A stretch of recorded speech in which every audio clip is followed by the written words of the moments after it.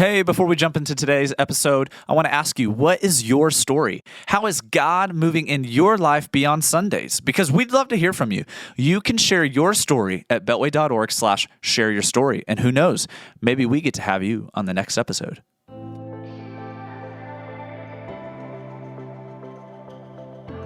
Well, welcome to the Beyond Sundays podcast. I'm your host, Brett Stewart, and today my co-host is one of my best friends.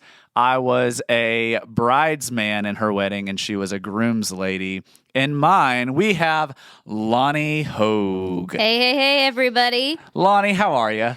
You know, I'm real good. Good. It's always been my dream to host a podcast. Yeah? So I feel like I'm just living it up in this moment. Living it up. That's awesome. Well, we're definitely going to have you more and more for this podcast because that would be awesome. You're awesome, and I am. Thank you. So Lonnie's pregnant right now. How's that journey going? It's good. Yeah. I have a sprained rib, but other than that, we're fine. Hey, I mean, you know, she's just strong, man. Strong. She's kicking me away. Strong. She's kind of like her mama, I guess. Well, you know, we don't raise weak women in this house. There you go. All right. Can't wait to meet her. So today we have a wonderful conversation with Jana Sockwell.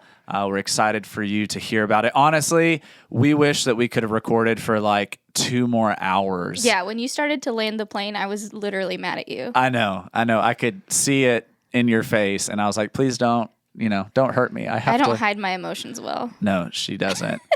Not in the least bit whatsoever. But it was just a powerful conversation on just a journey of fostering and adoption. Here at Beltway Park Church, where our church home is, we have a 2030 vision that our elders have put together, that by the year 2030, part of that vision is that every child in the Abilene and surrounding areas, every child in the foster care system would have a home, a Christian home to be in. And a big part of that emphasis is also adoption. But part of the journey of fostering is to take in a child or children, to love and serve them and show them Jesus, while also praying and believing for the restoration of the biological family. Yeah. And so if you want more information on that, maybe you're interested in being a foster parent. Maybe you don't necessarily feel the call to being a foster parent, but you want to help those who are. You can go to beltway.org/foster, and there's so many different ways that you can just help these families or become one of these families. But it is a great episode that we have for you today. So, Lonnie, if you're ready, let's bring Jana in. Let's dive on in. All right, today we have Jana Sockwell with us. Am I saying that right? Sockwell, is it? It's like sock in a well. Sock. I like it. Well. Yeah. Is it Sockwell, Sockwill? We get lots Stockwell, of Stockwell. So Stockwell. I always say it's a sock in a well. I feel like it's pretty straightforward, Sockwell. But my last name, Hogue, I think is straightforward too. Sure. And we get Hog you all the time. Oh, gosh. I like, maybe you should legally change that to Lonnie Hog you. I mean, when you read Vogue magazine, do you think Vogue you? Vogue you? Like, that's not a thing. Vogue, Rogue. I do want to be honest. I've never once read Vogue magazine. So yeah, I haven't either, to be honest. Okay. But I like that was your... But it's a popular that word. was your illustration. Right. That's Sockwell. fine. Well, today we have Jana with us. Jana, tell us a little bit about who you are, what you do, how long have you been in Abilene or at Beltway, and let's just get to know you a little bit more. Nice. Well, my name is Jana. It's like Hannah with a J, so it's spelt a little funky. We have been in Abilene since November of 2012. Okay. So we moved here when our second child was 8 months old. And the next month, we found out we were pregnant with number 3. Wow. And so we really needed to be in Abilene. Yeah. We started Beltway probably July or August of 2014. Okay. And have been here since. So for the past 7 years, since September of 14, right after that, I have worked in some capacity at Beltway. So I started out as a CDC teacher, a couple days a week. Our babies were little, and we all needed out of the house. And it's just kind of grown from there. So now I'm here full time as one of the directors of early childhood and our CDC program. That's awesome. Amazing. That's awesome. Speaking of being pregnant, Lonnie, I can't help but notice that you're... That I'm large. that there's life growing inside of you is what I was going to say. But yeah, it's real fun. And if you hear heavy breathing, it's me, Yeah. for sure. Also, we had to walk up a staircase of 28 steps to get to where we're recording today. Yeah, I haven't walked 28 steps in 6 months, so... Yeah, so we might be huffing and puffing on that, but... Lonnie, it's great to have you with us as well. One of the reasons that we wanted Jana to come on is to talk to us about a very unique and specific journey that God called her and her husband on, and really her entire family. And so, Jana, if you just kind of want to start at that journey, what it is, and we'll just go from there and ask questions and see what the Lord wants to do. Sure. So my journey in foster care started when I was about 7. I didn't really know exactly what foster care was or adoption at 7, but I think I had heard the words. I had seen growing up in a tiny town that there are kids living in places that they probably should not be living. It just wasn't safe in one aspect or another. And that kind of caught my attention on where they could go to have a safe home. So since I was 7, I said I was going to foster to adopt without really knowing what that journey looked like. Wow. And of course, it's 7, and that not being in your dynamic or any background, you just look a little crazy. And then fast forward, I had my daughter Emma when I was newly 21. I came home from the hospital on my 21st birthday. Wow. And so her and I grew up together. And when she was 5 years old, I met my husband, and we had gone on our first date. And our first date to lunch ended up going through lunch and dinner, telling each other about our lives. And Wow. I had mentioned that I was going to foster and adopt someday.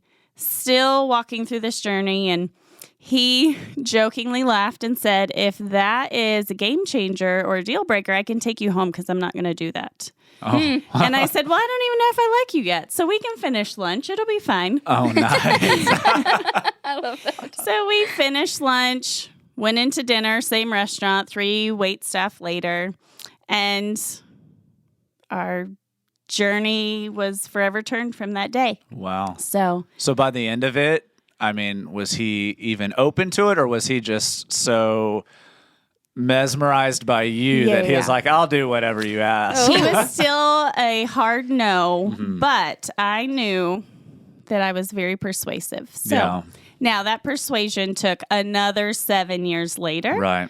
So it was still always a topic of conversation. We started our journey together very quickly. And so 6 months from that day, we were engaged. 6 months later, we were married. And very quickly after that, pregnant with our first baby together. Yeah. And so we had always talked about it. And after we had our third baby, Tegan, we decided, okay, that was a lot of babies really fast. I think we're done. Yes. So we were done, still talking, still chatting. And it actually, the foster care journey in real life started over a car seat. I was ordering our youngest baby a car seat. She was growing out of her infant carrier.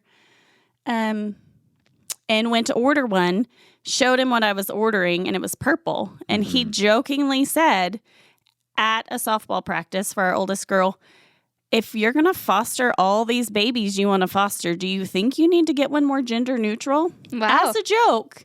So I deleted purple and ordered Hunter's orange, one of his favorite colors, because my girl can sit in any color. That's funny. And a woman whose daughter was on our softball team, who we knew from her being there, but not knew her, overheard us and said, did you know that I actually work for a foster care agency? Oh, my word. God is so cool. I had no idea. So he rolled his eyes and laughed. And I said, he thinks this was a joke, but I just ordered orange. And that's where it started. Wow. And so she said, just come to an interest meeting. he said, we'll go to the interest meeting, but we're not signing up. Mm-hmm. That's funny. So how like soon into the journey, how long into the journey did Jeremy shift? Was it pretty immediate, or was it seeing a kid? Or the interest meeting got his wheels turning. There's different avenues inside of foster care. And so one of the avenues was called, oh gosh, I can't even remember the name of it yet, but I will in a minute and I'll yell it out. But it's basically when a mother goes into labor, she's in the hospital, and she chooses to place her baby for adoption. Okay. But she has not picked a family yet. There is an in-the-middle home that this baby goes to for a couple days or a couple weeks until the birth mom picks a family. All the paperwork is done, and then it's a transitional home. So then the baby then goes to the adoptive family. So it's not technically foster care, but it is a service that our agency provides. Okay. And he said, I can do that, but I'm not going to do foster care through the state. Okay. Okay, sure. So that's where we started. It ended up being the same paperwork, the same background checks, all of the same things as foster care to get done. So typically they said it should take 3 to 6 months total to get your foster care license fully ready to go. It took us 13 months. Wow. We would fill out paperwork, and then one of us would panic. Yeah. And we'd put it on hold, and then we'd start it again, and then we'd put it on hold, back and forth for 13 months. Wow. So we went through that, got all the paperwork done in that anticipation of they really only need these types of families for 2 to 3 times a year. Yeah. Based on that. So we weren't expecting a lot of calls. Jeremy worked out of town, so we moved here, but he still worked in Midland. And I called him. I said, hey, we got a call for a baby, but it's not transitional care. It is a newborn baby from the hospital, 2 days old, needs a home. So he took a big sigh and said, okay, if you're ready for this. I said, I've been ready since I was 7. Are you ready for this? Are you? And he said, you remember, this is you. You will now have 4 kids, one of them being a newborn. Yeah. And I said, okay. So in walks this 2-day-old baby boy straight from the NIC unit into our home. And that completely changed the trajectory of our world and our lives and what we were doing. Yeah, that's awesome. I want to get to that more in a minute, but talk about that kind of going back and forth between finishing all the paperwork and being hesitant. Because I know a lot of people, regardless of if it's being foster parents or maybe it's stepping out in faith for a new job or moving to a new place or maybe answering something that God has for them, a lot of people feel that back and forth hesitation. One moment feeling pretty confident, but then the next moment just like second guessing, what am I doing? Is this going to change or ruin my life, etc. So I guess how did you seek the Lord in that? How did you hear him? And then how did you and Jeremy ultimately find that unity and that peace to, all right, we're moving forward in this? What I loved about that journey in that 13 months is I am very much, when I have the idea, I do it right then and I finish it right then. I don't halfway do anything. Yes. If a house is being painted, the whole house gets painted in that 24 hours. The job is going to be done. I need to hire you out to paint my house. The job is going to be done. And it was so sweet of the Lord to not put that anxiety or that push and drive to just get it done and annoyance when it wasn't. It was very much so that he put that piece of, you've known this since you were a girl. Yeah. It's going to happen. You know this and I know this. And so my prayer was, all right, change his heart or mine. And it wasn't that he was like, oh gosh, we're not doing this. It was the Lord working with him to bring us together and say, okay, pray through this. And there were definitely times I'm like, oh gosh, are we really equipped to take care of someone else's kids? We're raising 3. And I think we're doing an okay job, but they're still little. So it was just that back and forth of, are we doing this for us or doing this for the Lord? Is this really what he's asked us to do? Are we equipped for this? I mean, Yeah. can we really raise someone else's kids for a little while? And just the struggle of foster care. What if I get too attached? That's always I couldn't do that. We hear that all the time. I can't do what you do because I'd get too attached. Mm-hmm. And our answer is always, if you're not attached, they're not getting what they need. Wow. Right. You have to love them as if they're yours for as long as you possibly can, because that's what they need. Yeah. They need to know that heart. Yeah. Well, and that the they are flip side worthy. is they don't ever receive that. So Right. it's like, okay, you can't handle that, but this child then is left without the love of a mother and a father Yes. because you're uncomfortable or because you think your heart's going to hurt. Yeah. Yeah. Oh, it's going to That's hurt. hurts. Yeah. It is going to Yeah. hurt. But that's what the Lord's for. Like, He's Right. there in that hurt, in that hard place. And Yeah. even as you talk about that, I mean, I think like that, it sounds so gospel. I mean, that is like God's heart. There's a sacrificial love and even a hurt and a pain that he went through. He went through, Correct. Jesus went through on the cross, but even the heart of God, like grieving and knowing what he put his son through, like there's a sacrificial love. It's gonna hurt, but it's for the sake of love and life for another. And so just even hearing you talk about that, I mean, it's so gospel. And I would encourage anyone listening to this that is considering being a foster parent and has that fear or that hesitation, you just kind of have to accept that it is going to hurt, but one, God is with you in that place and in that moment, but also what he's going to do through the way, what he's going to do through how you love and how you serve whatever kid is brought into your home. It is going to be life-changing for that kid, but also for you. Absolutely. Well, and I Absolutely. love that you mentioned that about Jesus sacrificing. A couple years ago, our oldest son is now 9.5, and he might have been 7. Mm-hmm. And he was asked by some friends, family that was in our house that day. We were talking about foster care and our journey through it. And I think it was right after we had were able to send a sibling set that we had home after 6 months. Okay. And we were talking about our license still being open. So you didn't have any We didn't foster have any kids in the babies home yet. with We you? had just sent ours, but we weren't closing our license. So the question to Jason was, do you still want to do foster care? Aren't you tired of sacrificing and not having your own room? And Jason's look on his face, I was kind of offended, which is hard. I don't usually get offended. And Jason was so good. And he looked straight at her and said, I'm not sacrificing. Jesus sacrificed and he died. I'm not dying. I'm just sharing a room with my sister. Yeah. And I'm like, thank you. There, that's he's powerful. not Yes. seeing it as a sacrifice. His entire face said, you can read it. Sacrifice is death. Like, Yeah. I'm not dying. I'm just Yeah. sharing a room with my sister. Wow. And it was so, I was like internally high-fiving him. I was about to say, what a proud parent Yeah. moment. I mean, I'm not a parent yet. Lonnie's about to be.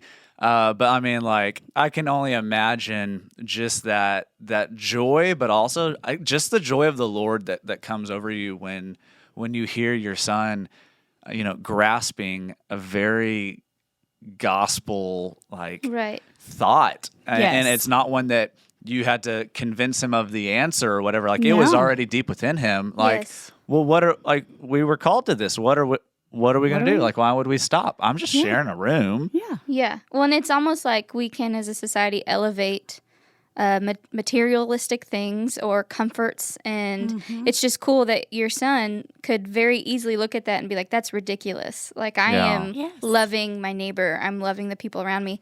And that trumps any sort of comfort that the world or American culture tells me that I need, because I'm going to sacrifice, in quote, sacrifice, because he didn't even see it as that, Right. for this fellow child that needs my parents, Yeah. that needs Wow. their love. Yeah. I think that is super neat, and how we should be raising all of our kids. Like, who cares about the stuff? Who cares about the random things that don't really matter? But Right. can we love the person in front of us? What Yeah. a gift for him to know that. Yeah, that's awesome. So that's one way that you've seen the Lord work in your family, particularly your kids in that way. Tell us a little bit of how you've seen the Lord move or show up for the kids that you bring into the home, but also just for you and Jeremy also. Sure. Well, I didn't know walking into foster care. So our very first baby, I was actually terrified to meet his birth parents for visitation, because all that I could picture in my head was this awful person, this monster that could do any of the things, anything that goes on. How could you do that to a baby? Yeah. How could you not think of your baby first? And all I pictured was this monster. So the first 3 weeks, I was terrified.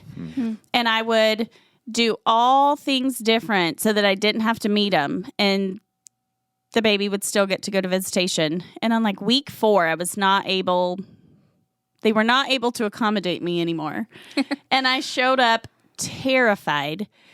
And it was one of those just Jesus, shine down, reveal. They aren't a monster. They're broken. Yeah. They're broken people. And they're at the point where the world has told them that they're terrible, that they're not worth it, that how could you do this? All the things that I had said about them, the world is telling them. And they've hit rock bottom. And some of them have found that rock bottom has a basement. Yeah. And so it was just that overwhelming sensation of the Lord saying, just love them through it. Just love them. It's not for you to tell them how terrible they are at all the things they've done. Just love them. Yeah. And so that really changed our outlook of doing foster care for the babies to doing foster care for the families. Yeah. Wow. So we just want to be the middleman, the stepping stone for not only the kids. They have a safe home. They have food. They have a bed. They have a school.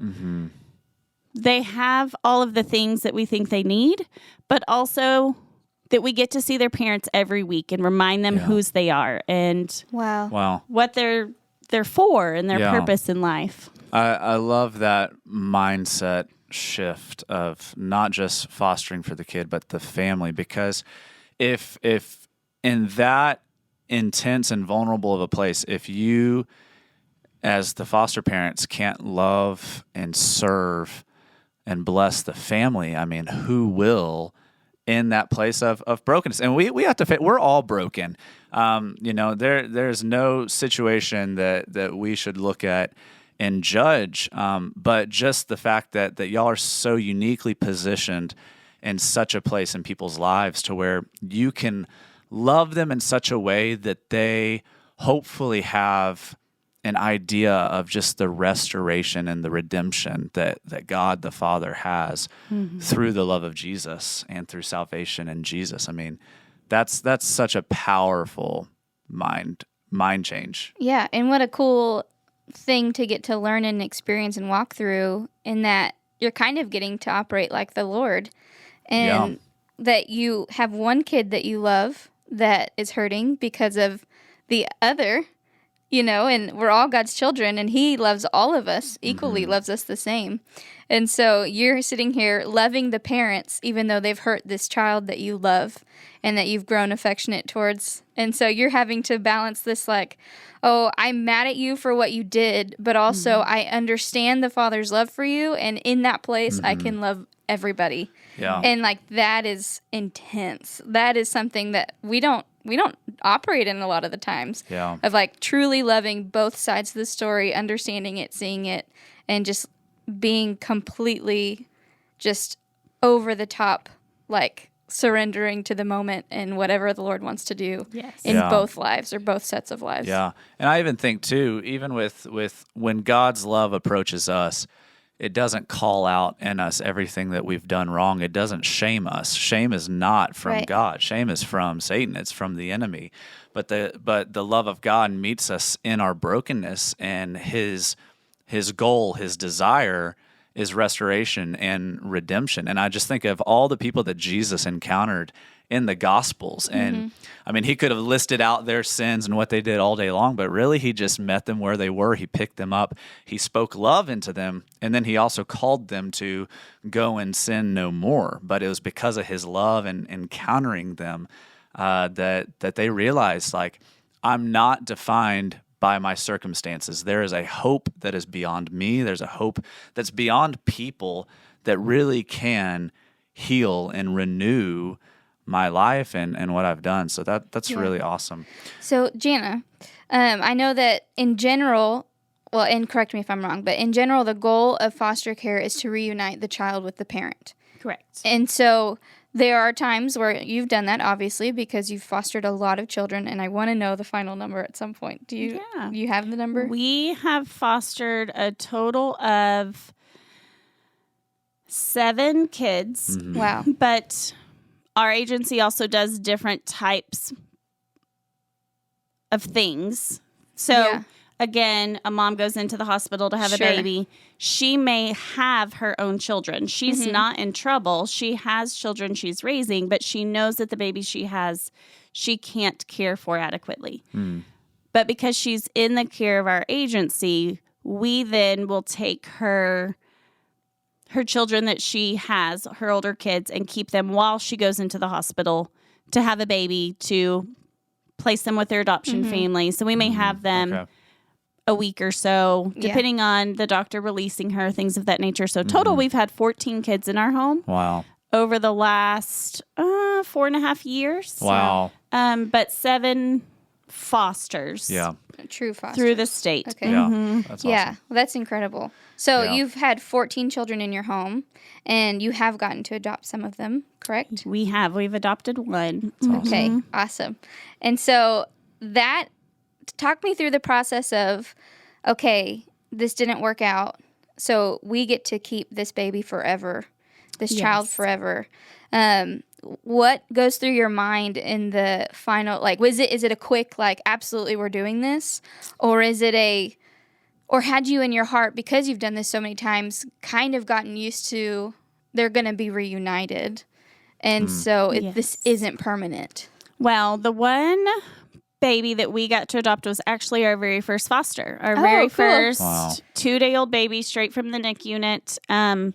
Things had transpired, and his parents were not going to be around for a good chunk of that time. And so the judge had made the final decision to not prolong our case until they were able to be back around. So at 9 months old, when our boy was 9 months old, they terminated rights for biological parents. And then we were able to start the journey of adoption. Now, in Texas, where some states are similar, but others are complete opposite, Texas is a very much blood state. So they will go down any bloodline they can find, whether they've ever been involved with a child, knew the child was there, anything of that nature. So they went down the lines to see, is there any blood relation that this baby could go to? And they had went down all the avenues, didn't find any, so they told us that we were then clear to petition for adoption. We were able to petition. So we petitioned. Our petition was granted because he had lived with us the whole time. Right. That one just felt like there was not a question. Yeah. We were the only people he had ever known. There was not bloodline that could take him. And so it was just a absolute yes. Now, it was still nerve-wracking because in that any time a blood relation popped up or changed their mind, and this one just went so smooth that there was not ever really a question. Yeah. It just happened. So when he was 18 months old, we got to adopt him. Cool. And he turned 4 in May. So we've had him Wow. for so long, and he's so funny and so in tune with the Lord. I love it. But he's like spunky in tune. Nice. He was born with a muscle disorder that caused him to do 18 months of physical therapy to work on his muscles. So he couldn't crawl, he couldn't walk, he couldn't roll over. So he picked up talking. Yeah. And the doctor said they're either going to walk early or talk early, typically. And he was the 4th baby, so he had to hurry or speak his mind. Yes. And he speaks his mind. But he was maybe, it was right after adoption. So he was not 2 yet, but very clearly talking. Worship is in our house, in our car all the time. And Glorious Day is I think the official name of it, but in our house is I Ran Out of That Grave. Yeah. And he always tells Alexa to play it. So Yeah. he was maybe 20 months old. He Yeah. said, Mama, Jesus gave me that song. He told me it was mine. Wow. So there's a That's gonna whole make me new cry. listening to the song because Yeah. it's talking about being in the darkness, being in this Oh, my grave, and goodness. I ran out of this grave, and just what he went through Yes. in the womb. Wow. It was hard. It was traumatic. His sweet Yeah. mama was in a really hard place and trying to finagle everything, and he didn't have shouldn't have had a really good chance of surviving all of Yeah. the things. Yeah. And so, it talks about being an orphan and Yes. all of these things. And there was a literal 9-month time that he was an orphan. His Yeah. rights were terminated, but he wasn't quite ours. And oh my gosh, that song is just completely different coming from Seriously. the aspect Wow. of this baby who is very adamant that Jesus gave him that song. And Yeah. he talks about, and when I was in heaven with Jesus and he gave me that song and we went for a walk and we walked down our street and I said, that one's going to be my house. Yeah. And Jesus brought me to your door. Oh my God. Like it's Oh my just goodness. his perception Yeah. of the kingdom side of his Yeah. adoption is so Yes. different That's than the so earthly beautiful. side. But he just has this kingdom knowledge of Jesus and I picked our house. Oh my and goodness. Jesus said, will you be this baby's mama forever? Wow. I'm a wreck right now. That's so It's just I love that. It's amazing to see his spunk for the Lord. And like Yeah. he knows everything. He just knows. I know, Mom. I know. Wow. So he just knows exactly how he got here. And Yeah. when he was with Jesus, they did this and this. And he talks about being in heaven. And our other boy is very mellow and calm. And he is doing his first baptism in a couple weeks. Yeah. And like Wow. he's the laid back, we call him Pastor Jace. But Nolan's like the evangelistic, Yeah. on fire. Oh, I'm going to that's so scream it in your fun. face. I love This it. is exactly what happened, and you will not tell me otherwise. That's so cool. That Man, is- I know that we could spend so much more time talking about just all the ways that you've seen God work and move. We need to wrap up, but tell us, or really speak to the person who is maybe listening to this that has thought about fostering, or maybe the one who has heard about it but doesn't really know where they're like. What would you say to them? I know you already spoke to the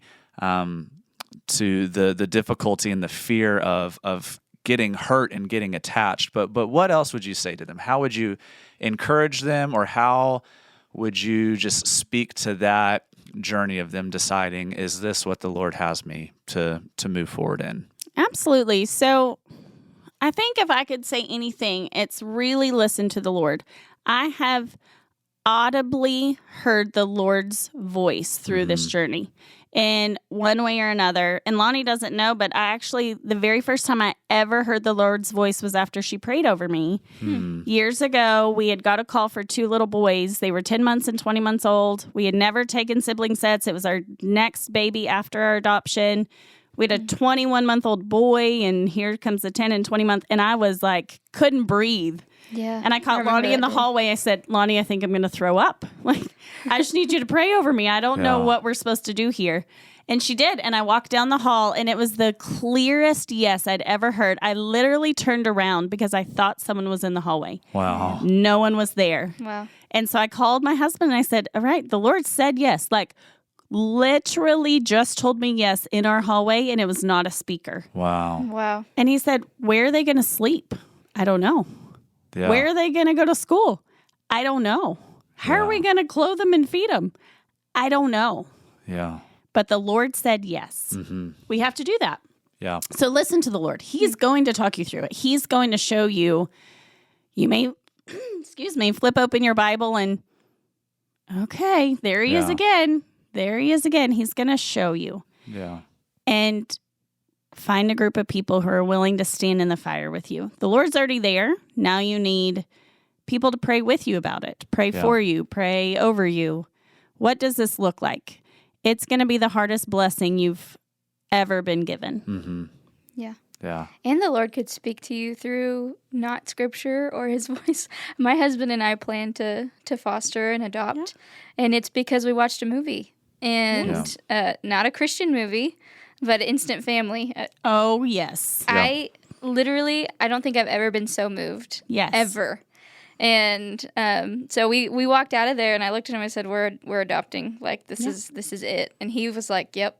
I mean, it was just, both of us just had this moment where it was like, we see that the child is in need. Like, we saw it in the movie, and we're like, we can provide that. We don't know anything about parenting, obviously. We haven't even started. But we're like, one day, this will be our story. That because movie they need us. Is real life without following a foster family. Yes. But just knowing that your pain, my pain, is worth every ounce of love that baby can feel. Yeah. And the mustard seed that's planted. Has nothing to do with me, but the love of Jesus coming through. We fail every single day. We might not talk kindly about the birth family because we're really mad. Yeah. And then we ask for forgiveness and remember that that's not our job. Yeah. Our job is just to love them, and we could be annoyed or upset, but we're going to love them through it. Yeah. Man, that's a good way to end it right there. That's great. Jana, thank you so much for sharing just a little bit of your story. And I know that you and Jeremy probably have a willingness to talk to anyone who has questions. And so we can definitely make that happen. But thank you so much for being with us, taking us on this journey. Thank you. We look forward to seeing what the Lord's going to do through your family. Yeah. Thank you. Thank you. Thanks again for listening to the Beyond Sundays podcast and this episode in particular with Jana. We could have gone on a long time hearing the ways that God is moving in and through her family and through this ministry of foster care. If you want to get some more information on how to become a foster parent or maybe to support someone who is a foster parent, you can go to beltway.org/foster. Be sure to hit that subscribe button to this podcast so that you can stay up to date with all of the episodes that we release. And if there's anything you need, please reach out to us. You can find our contact info in the show notes. You can go to beltway.org, or you can follow us on social media. We hope you have a great week. Be blessed. And remember, God is moving in your life beyond Sundays.